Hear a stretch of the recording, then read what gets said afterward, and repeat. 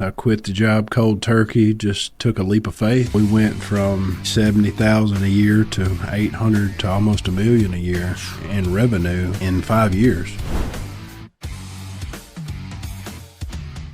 Hey everybody, welcome to the show this week. Today I am on with Josh Morton, my good buddy. He does garage doors. Welcome to the show. Thanks, Colin. Appreciate you. Tell us a little bit about yourself and your company briefly. Well, we started out in 2019. Just kind of took my personal truck and threw a ladder rack on it one day. My grandfather did doors when I was a kid, and I just got tired of not really making a whole lot of money. Doing mechanic work, worked for H&R AgriPower for a little bit, worked at Columbus Hyundai, worked underneath your buddy Jason Morrow over there. Yeah. So we, I did that for a little bit, and I decided that I wanted to go into business for myself, and I started Googling garage door companies, and all I found was my competition in Starkville there, and I was like, well, I guess we'll just give it a go. Yeah. Started out real soft, and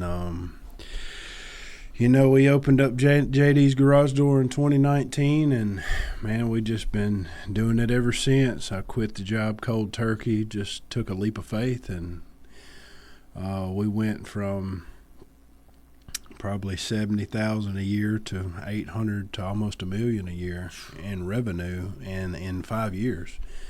And I was blessed with the opportunity to purchase another door company in Tupelo in August of last year. And we purchased Mississippi Door, and we've been open over there.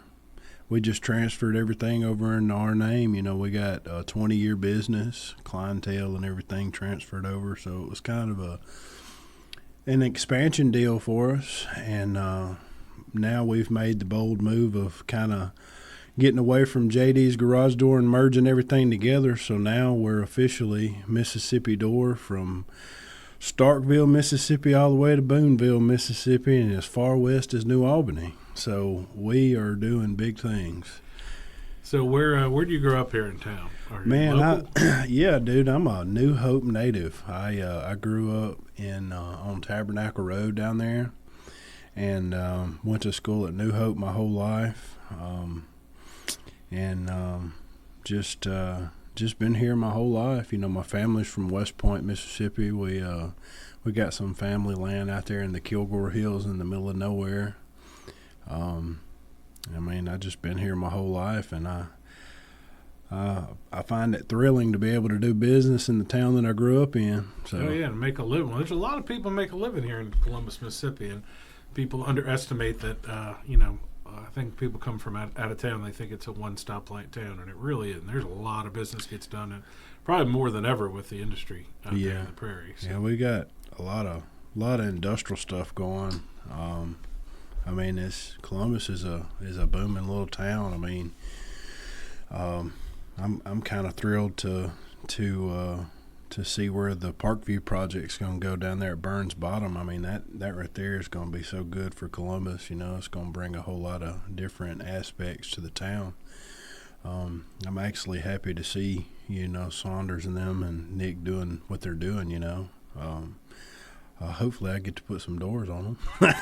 We'll see. Well, they all have to have garages. So full disclosure, I am the realtor for the Parkview development at Burns Bottom. That's right. And Nick Parrish and Saunders Ramsey got together, and we've had a phenomenal start on the first set of land. As of the day of this recording, we're about to start selling off the second block that's up there. So we'll have some signs going up there today and tomorrow, so people will be a little more visible. Burns Dirt not only is involved in that project, but is involved in the infrastructure. They got the bid for that, and they're doing the 5th Street North development, which if you drove down Columbus anytime in November, you've seen, and now in December, you'll see the beautification efforts there that are partially funded by the city and the county, a lot of it by the county, a lot of it with the grant.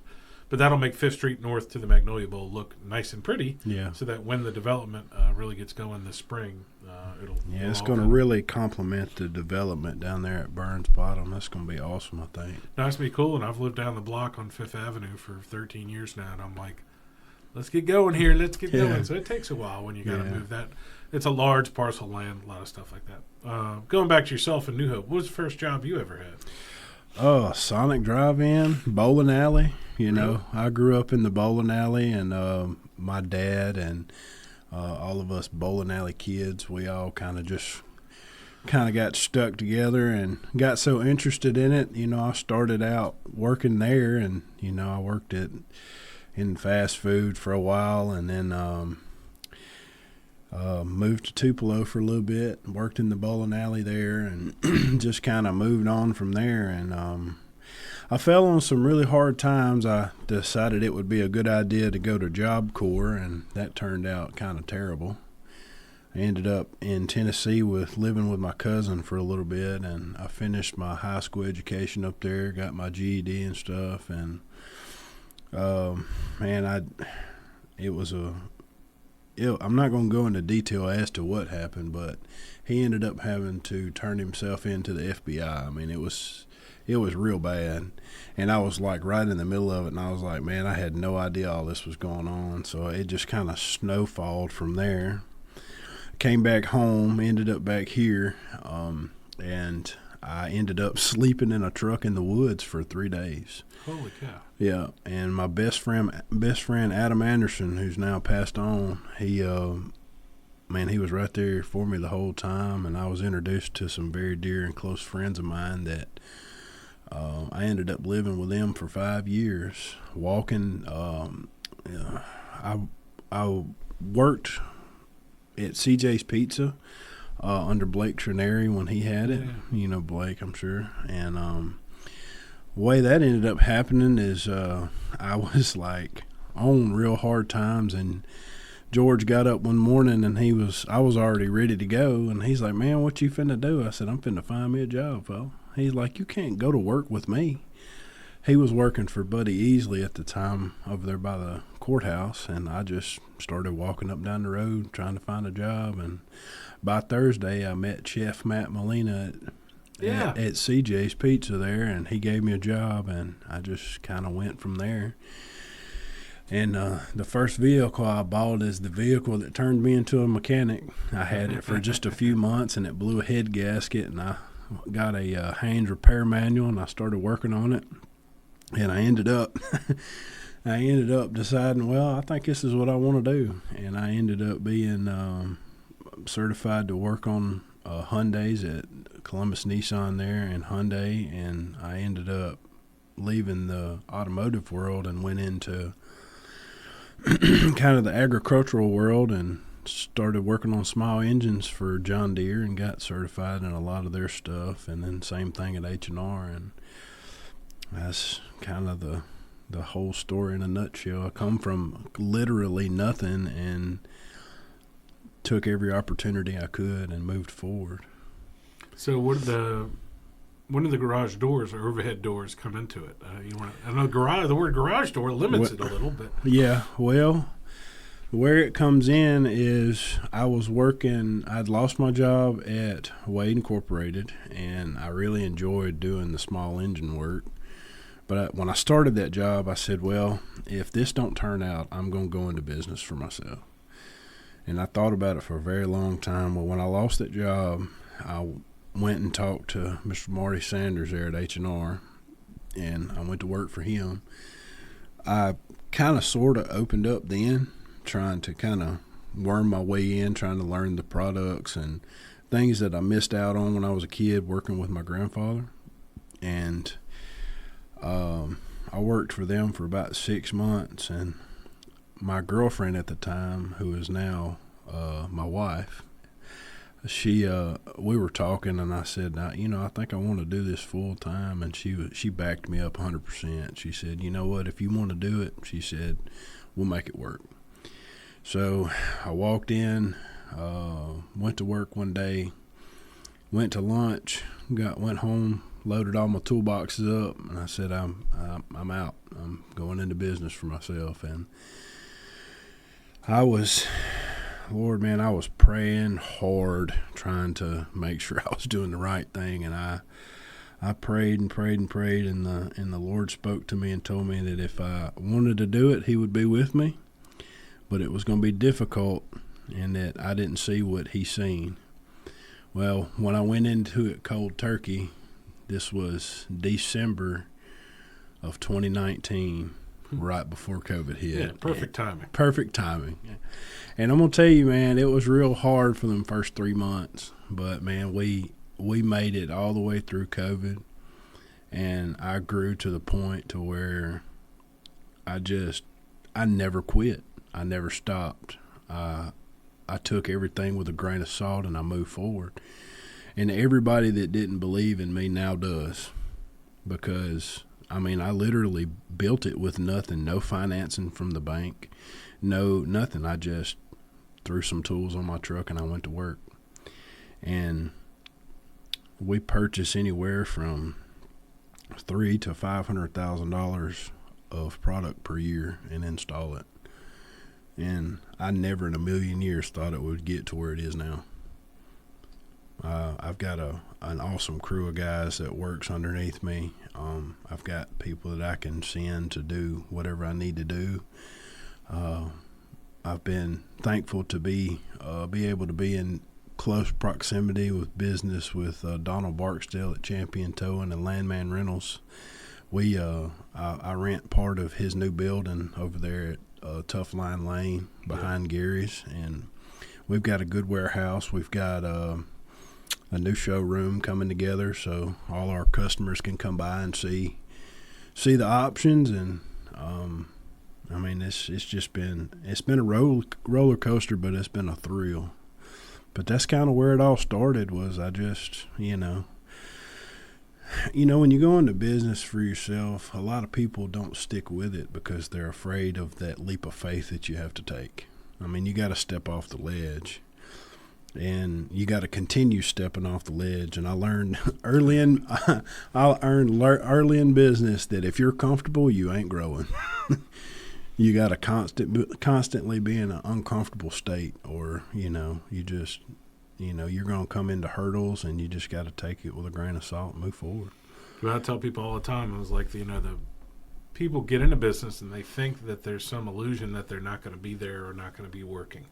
And restaurants are the best example. So at the peak of COVID, Doug, who's always at Zachary's, was at Zachary's. Mr. John, who's at United Deli, is always at United Deli. But the Huck boys were at Huckabee's. Mm-hmm. The Beans, who run Harvey's and stuff, they were in the kitchen at Harvey's. Right. People who own 16 franchise restaurants, who people think that they're just sitting in their swimming pool and playing around. Yeah. They're sitting there making, ribeye sandwiches because nobody else could work. I'm a firm believer in the day that you quit paying attention to it is the day you start failing.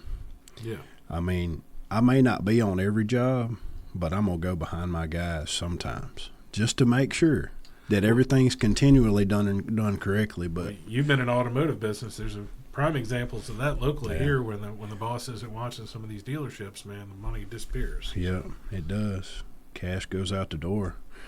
So, I'm a firm believer in taking good care of your people. And if any of my contractors calls me and says, hey, so-and-so's door's messed up, I don't care what I'm doing. I'm stopping what I'm doing, and I'm going to take care of that customer that's already spent $2,000 to $5,000 with us putting in, new doors. I mean, these doors are appealing to, the aesthetics of the house. I mean, you pull up in a driveway, what's the first thing you see? The garage door.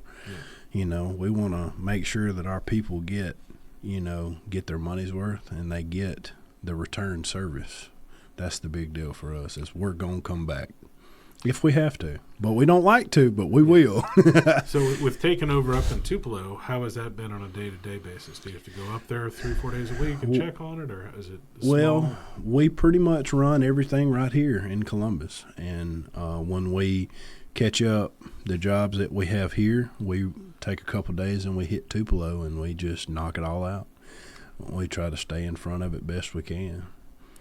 So, I mean, it's a back and forth thing, but I'm eventually going to have an office up there too. We just got to get there. Are there any garage emergencies? Do cars get stuck in garages? Man, we get so many calls. I guess I need to explain it like this.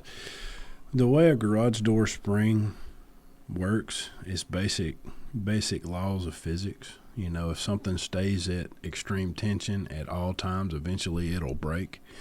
in extreme changes such as this time of the year when we've been so hot and muggy in the garages, and then we have a cold snap and it goes from 70 to -2 or whatever whatever it is, a spring will break.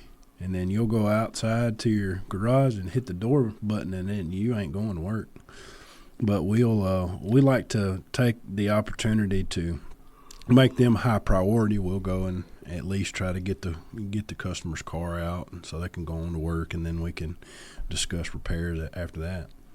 But we do offer a lubrication service, and we do that every job we go to. We'll always lube the door down and hit the springs with the specialized lubricant that we have.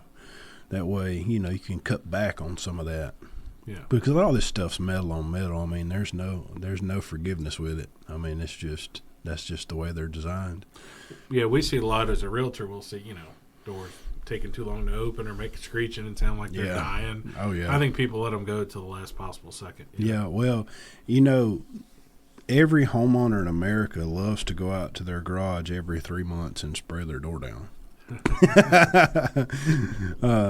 Which never happens. There's a few that do, though. They, some people are just particular on maintenance on their homes. But I mean, it's just one of them things. There's a lot of that going on right now. There's a lot of motor failures going on right now. I guess this.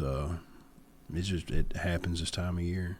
We slow down on door installs and pick up on service work about this time of year. So, yeah, and I suppose I'm a step away from it, but most of East Columbus and downtown Columbus, not a lot of garages. But in Starkville or in Saltillo, Tupelo, where there's more homes that are built from 1990 on, I suppose there's a lot higher percentage of garages on there. So yeah. Well, the big deal is the safety aspect now. I mean, people are not near as polite as they were back in the 50s. There's a lot of, which is pretty cool about the LiftMaster openers that we install. They have a system called the MyQ system that you can download on your phone. And where I was going with that was in the big suburban areas, you have about this time of year when there's, Christmas gifts laying in Amazon packages on the front porch. People like to come up and take them. Well, they have something called Amazon Key that you can attach to your Amazon Prime account. And the way that works is when you order your packages, they have a one-time code on their little pad that they punch in, and your garage door will come open, and they'll slide your packages in, and they have 15 seconds to get out of the way of the photo eyes, and the door will close down back behind it. And that's a free service provided by LiftMaster through the MyQ system. So I mean, that's the big deal is safety. There's not a house one nowadays, very few and far in between, that don't have a garage. Yeah, the new construction ones almost all. Nobody's gonna. Very seldom do people not put a garage and a garage door in their house. I guess a lot of the older people do. Just still like to park under a carport instead of having that garage door or whatever. Well, I mean, I've convinced a lot of people to convert their carport and wall it off and put a garage and increase. It's one of the rare improvements on a house you're going to get your money back, especially if you only have to put one wall and a door on a carport. Oh, yeah. It doesn't take much to build that wall. We're fixing to do one for Mr. Pat Davidson at Davidson PLLC. They just bought a rental property, and we're going to kind of case it in just a little bit, put a door on it so that, the people who will rent the house will be, secured and stuff. Yeah, they can charge more rent, too. Yeah. Because, it's a luxury. Like I said, there's not a lot of room downtown with the older houses in Columbus for it, but once you get into commercial stuff too, so I mean that's where you start seeing using the word overhead door, because it's not quite a cute little garage. Yeah, we've been pretty blessed to be able to do some of these bigger jobs and at the steel mill, and we didn't get a chance to do anything at the new aluminum plant yet, but we put 3 20x20s on for GTMS at the steel mill a few years ago, and Weathers Construction has decided to send us out of town a few times, so we've been to Lexington, North Carolina, doing some big stuff for them. We've been to Blytheville, Arkansas, doing some stuff there, and we'll travel around. We did the doors on the new Royal King whenever they come in, and the guy that builds those wants to use us moving forward, so we're going to be going to Prattville, Alabama here in the next few months to put doors on the one they're building down there, and then there's another one going in Decatur. And they just finished one in Rome, Georgia, but we didn't take it yet. People like the old, I call it the Buc-ee's of tractor stores. Yeah, it's better to go in there with an empty wallet, that's for sure. Cause my wife and kids love it, and we live in the city. They got no reason to go there. She's like, I'm going there. I'm like, we don't need chickens. I'm sold on the free popcorn myself. Yeah.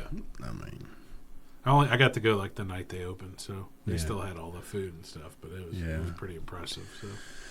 Yeah, I like it a lot. I've got a pretty good price on boots there. That's a big deal for us, is having good work boots.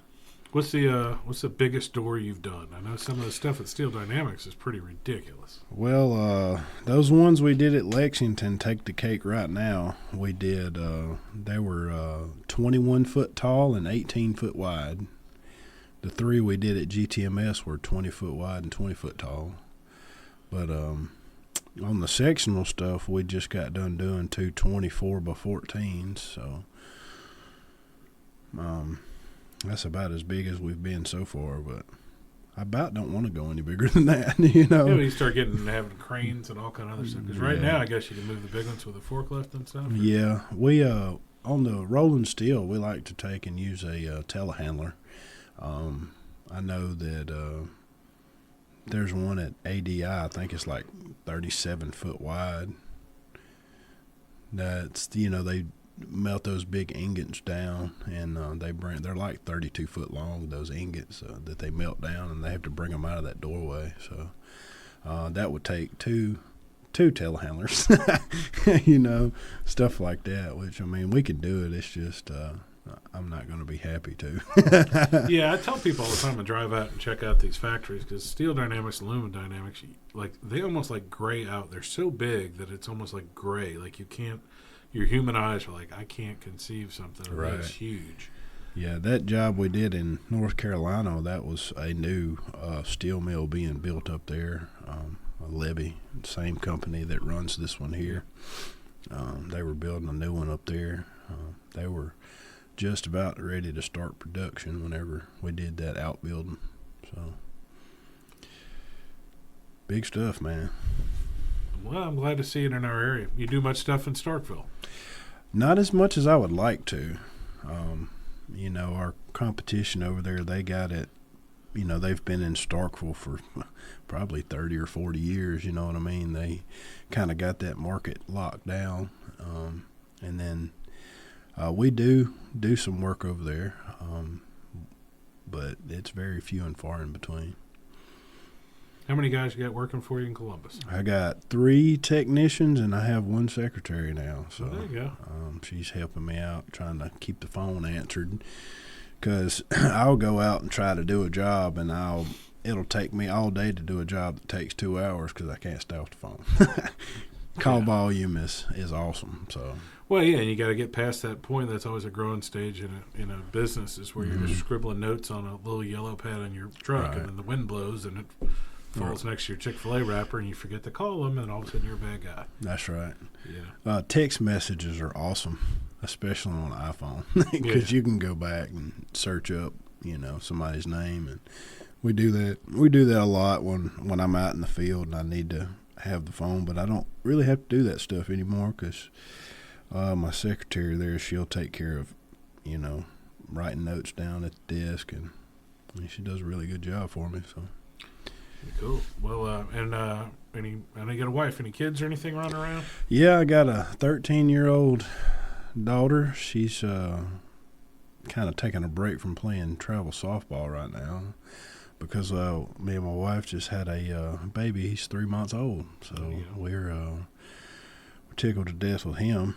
So it's Still trying to figure that one out. That's a pretty big break between kids, 13 years. Yeah, So. yeah, it is. It's my first one and her second one. So Riley was 7 years old when I came along, and I've been blessed with the opportunity to be her dad and teach her the right way around things. You know what I mean? Yeah. No, it's tough. I got 3 teenage daughters, so it'll wear you out. Yeah.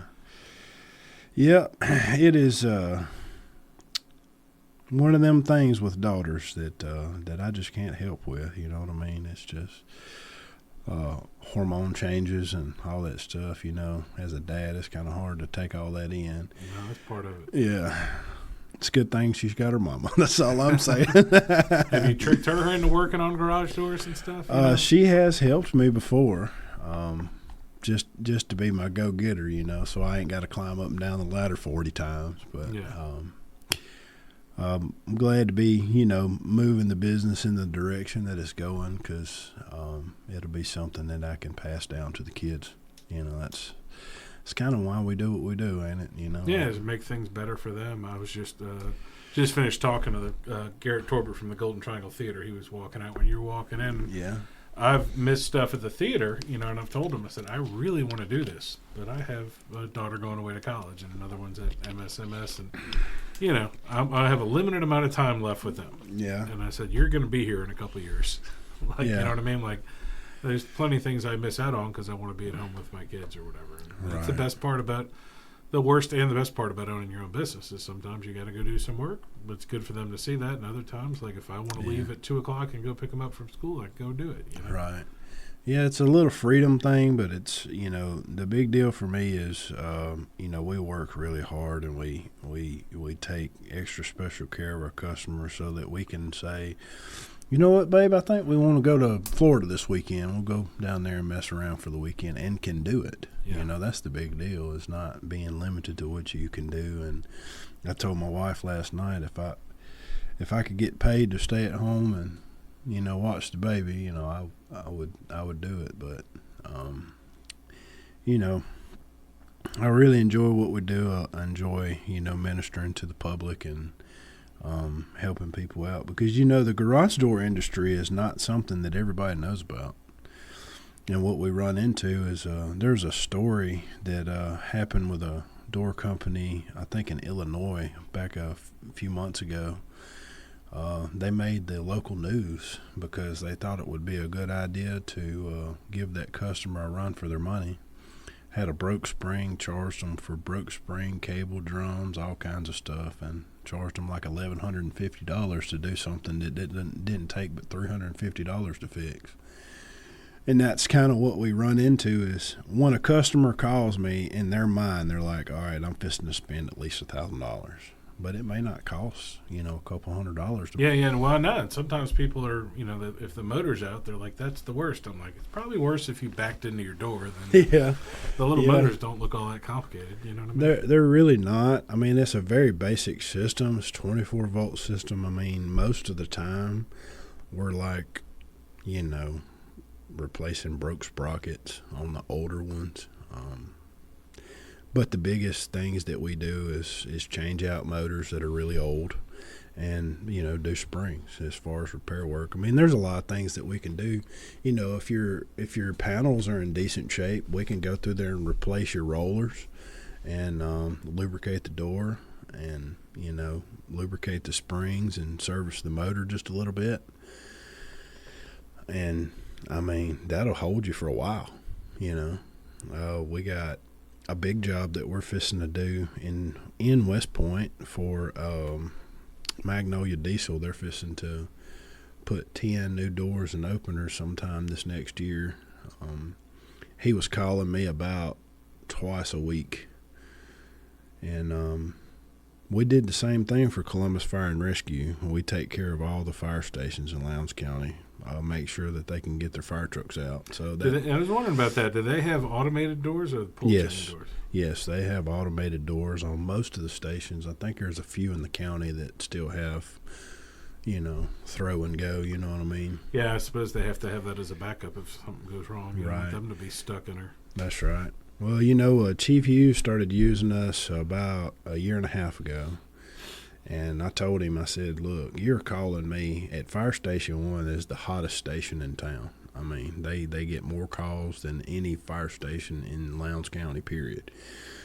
He was calling me like once, maybe twice a week, sometimes 3 times a week to make repairs. And I finally talked him into letting me go and just do a service on all the stations. And he got it approved through the council and everything. And we went through there and we serviced every stinking door they had. And the call volume went from twice a week to once, maybe every few months.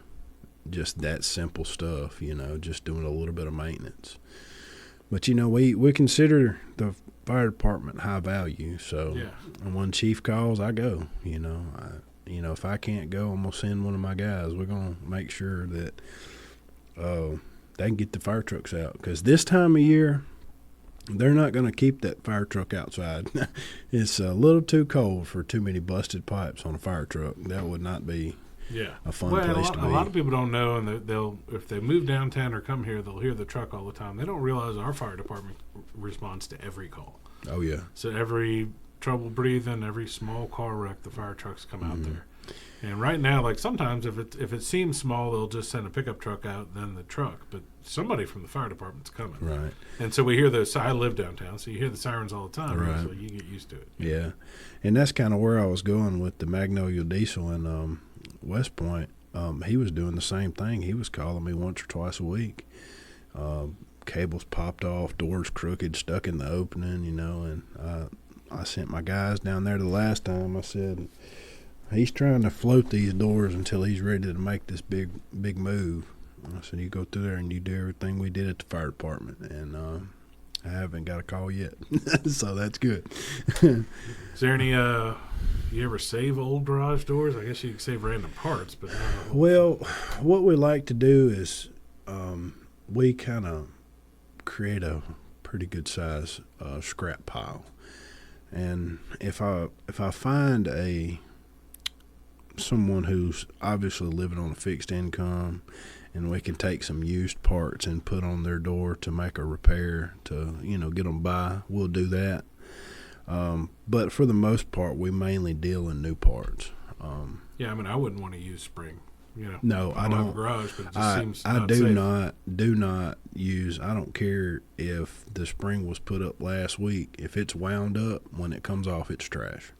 Because you don't know the integrity of that stuff. I mean, come on, man. It's spring steel. You don't know how long it's going to last. But when I put a new set on there, I know how long it's going to last. It's long. It just depends on how much you use it. Most springs have a 10,000 duty cycle life. So that means when the door goes up and then it goes back down, that's one duty cycle.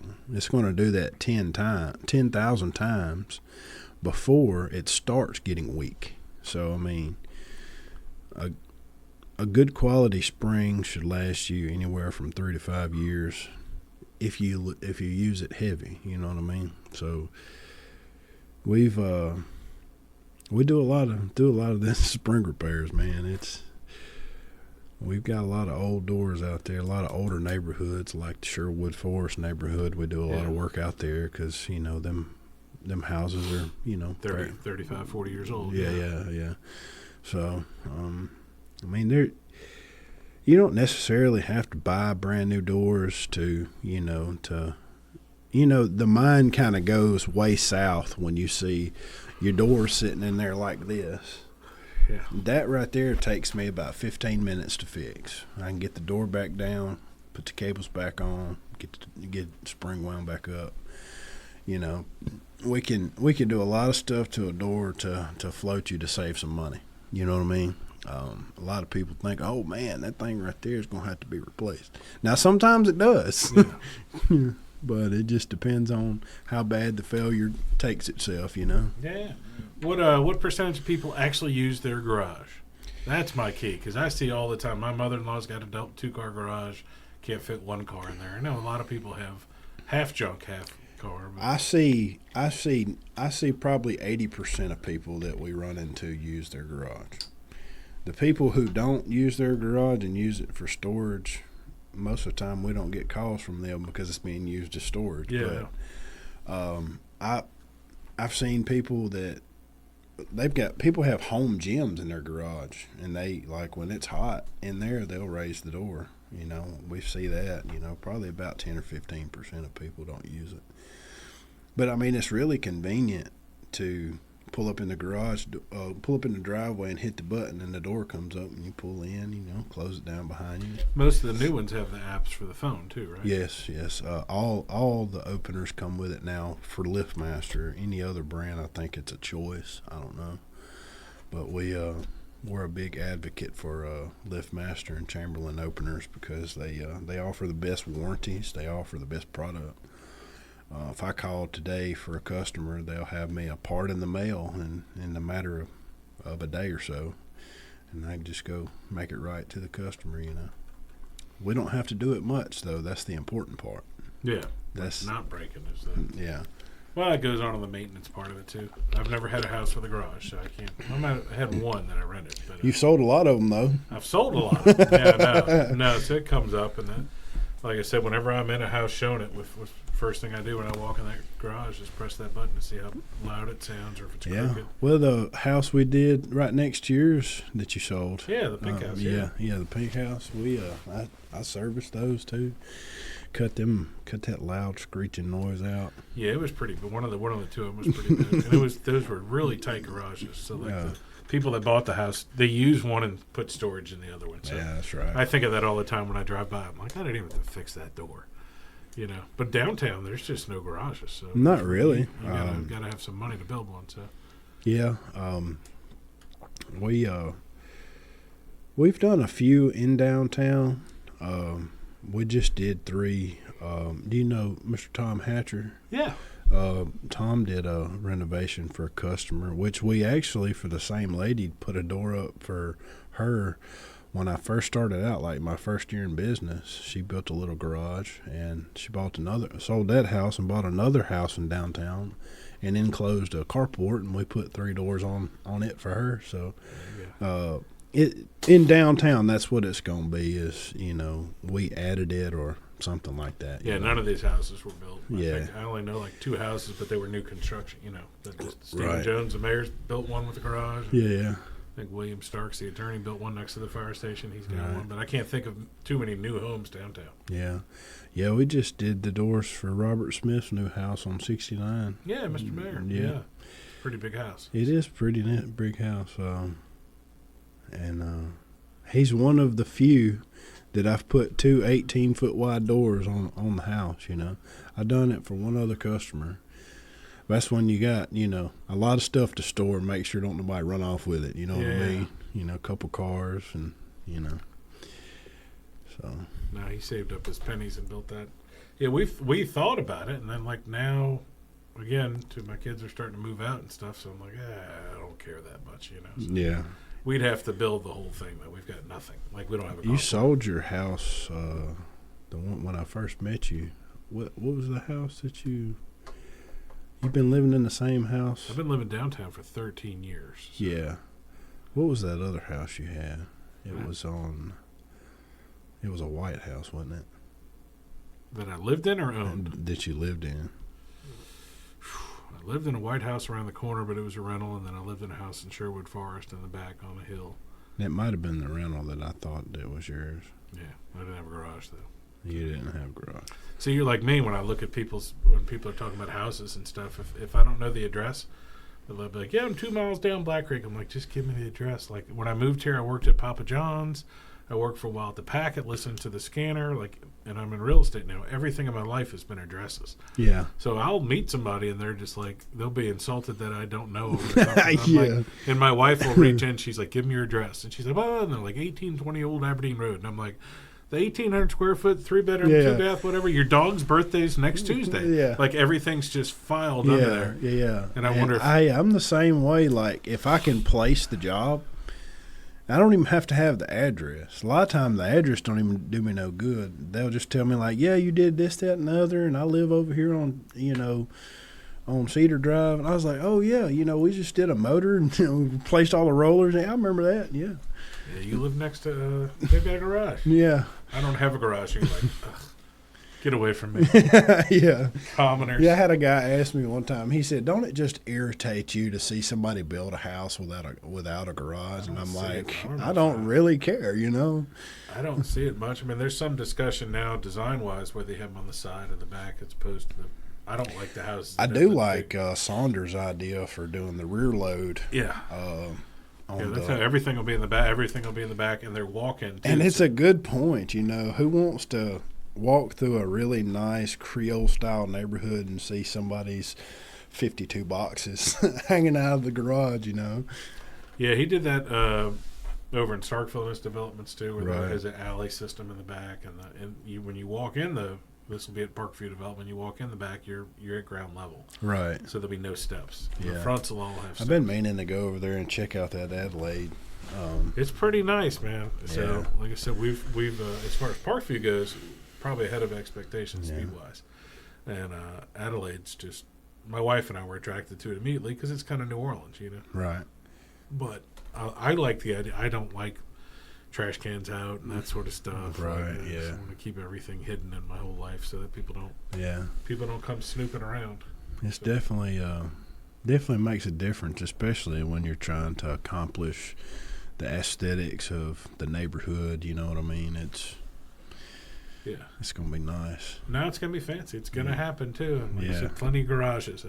That'll be the meme of you going like that. That's right. We need some. Does that help you? New construction? Do the contractors and stuff, the people building a house, do they call you or do they try to do it themselves? No, we have a lot of contractors in town.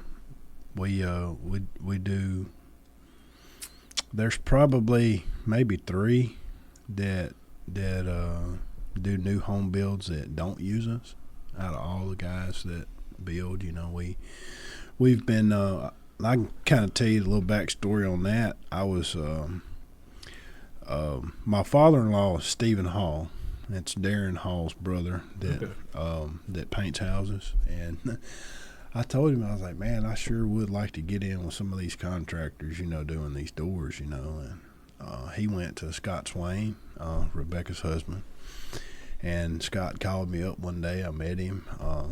And Scott has been using us ever since then, ever since 2019. And since then, he's gotten us with Mike Gibson at G&G Remodeling and Doug Cox at Custom Home Builders.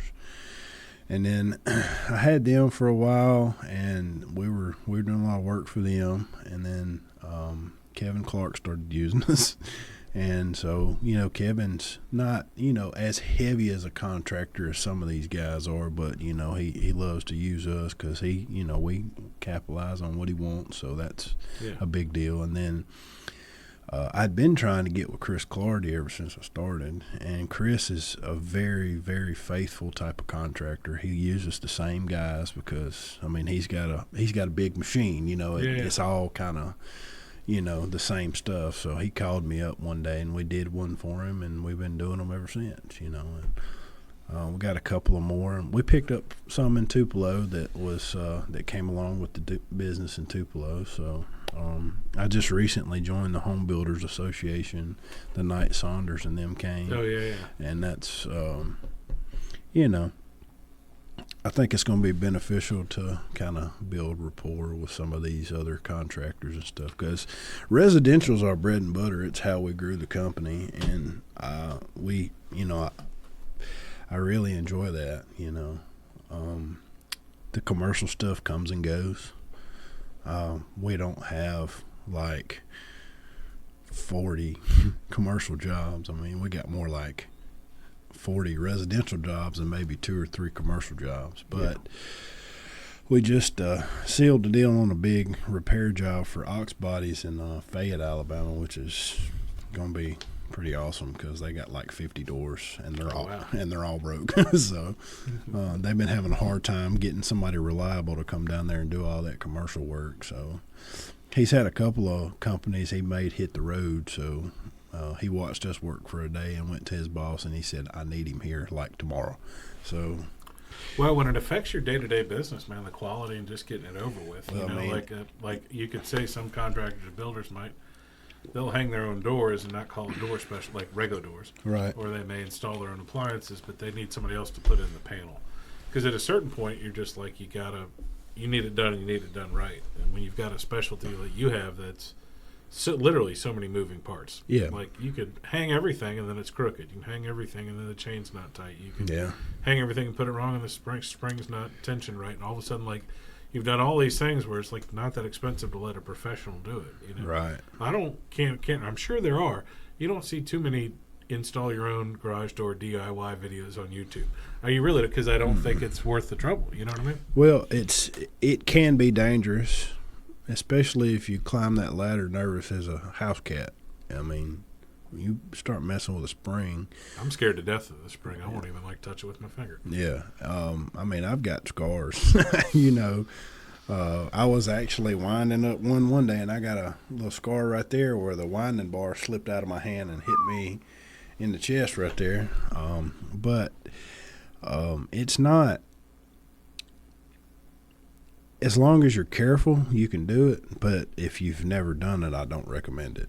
No, it doesn't appeal to me whatsoever. And like No. I said, I'll redo a plug at my house and watch a YouTube video or something. But you know, especially the spring. And I always ask that customer that calls and says, "Hey, can you just sell me the springs?" I say, "Well, have you ever done them before?"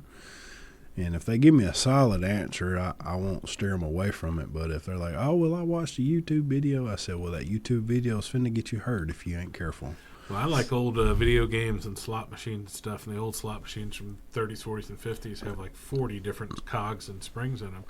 And there's two guys who do videos on them, and both of them reference, and they pulled up their hand. Both of them are missing like tips of their fingers from the little springs in those things. Oh, yeah. And that's what they're referencing. They're like, be really careful, and they'll make a joke, and they're missing part of their finger. And I'm like, oh, my God.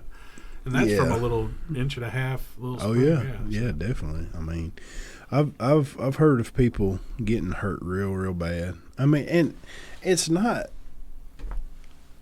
Most of the time, it's from people using stupid stuff to do it, like 1/4-inch extensions all stuck together, and they get about halfway up and it separates, and there go, you got a couple of missiles in your hand. You know what I mean? Yeah. You know.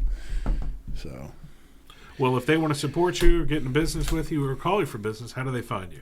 Well, you can find us on Facebook.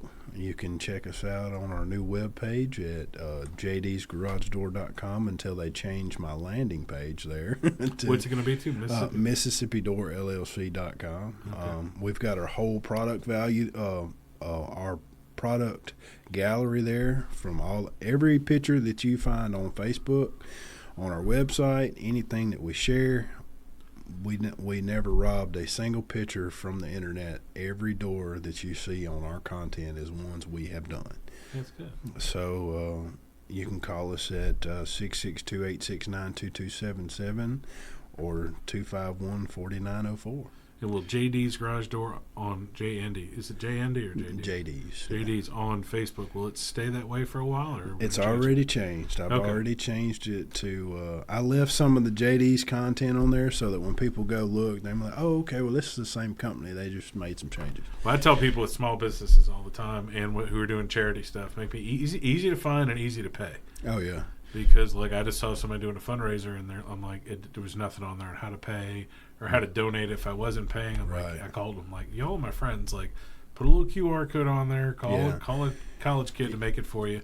Because if you make it tough to pay, like, I'm give you what we love to do is I use QuickBooks, and then we use Elliot Dismukes. We have his system too. What we'll do is we'll get done with a job, and when we bill it out, we'll send an invoice to the customer. When they open up the email, there's a review and pay link, and boom, done. I mean, everybody. Easiest way to do it. Easiest way to do it. Be a grown-up is what I say. Yeah. And y'all should really support him, despite him mentioning Elliot Dismuke, Scott Sween, and Donnie Barksdale. Usually, that might be the list of who you call for bail. But, yeah, no doubt. So, Donnie's a good dude. I'm glad you're under the same roof with him. And hopefully, I've been trying to talk him into coming and talking with you, but I can't seem to. We've tried a couple times with the schedule, so I've got to see. I know he isn't quite as organized as far as the schedule. Like when I'm like Yeah. Tuesday at noon, he's like, I don't. He's Well, like, I I won't know mean, until Monday. when you're in the middle of trying to tow somebody's crap and deliver a piece of equipment at the same time, I figure that's kind of tough. He's in the response business, is what he is, and that's he and I met a long time ago when I was at the packet looking at car wrecks and stuff. He's saved me in the middle of the night, and it's hard for anybody to let go of that. I grew up in the restaurant business, so like for years it took a long time for me to let go of that. I'll be there right away. Because like somebody called me about a house, I'm like, let's go, and they're like, will you give me tomorrow? I'm like, no, no. And that's why I asked you about garage door emergencies and stuff. Yeah. I'm like, I imagine some people get their cars stuck. But. Yeah, we definitely take it pretty serious because I mean, if we don't do it, who's going to do it? There's nobody else in Columbus doing doors, and if you're stuck in your garage, just call us. Shoot me a text. I mean, come on, we'll take care of you. I mean, that's just all there is to it. Thanks for coming on the show. Really appreciate you. Yes, sir. Give us the new name again one more time because I'm going to forget it. Mississippi Door LLC. Easy enough. Pretty straightforward. Yes, sir. All right. Thank you, man. Hey, guys. Thanks for listening to the podcast. My name is Colin Krieger, and my day job is real estate. If you're looking to buy or sell, I'd love to talk to you. Or if you just want to sit and talk real estate in a no-pressure situation, I'd love to help you. I work with RE/MAX Partners in Starkville, Columbus, and West Point, Mississippi. I can help you find an agent anywhere in Mississippi or anywhere in the country. Just reach out to our office at 662-327-7705 or find me anywhere when you type in 662-329-SOLD.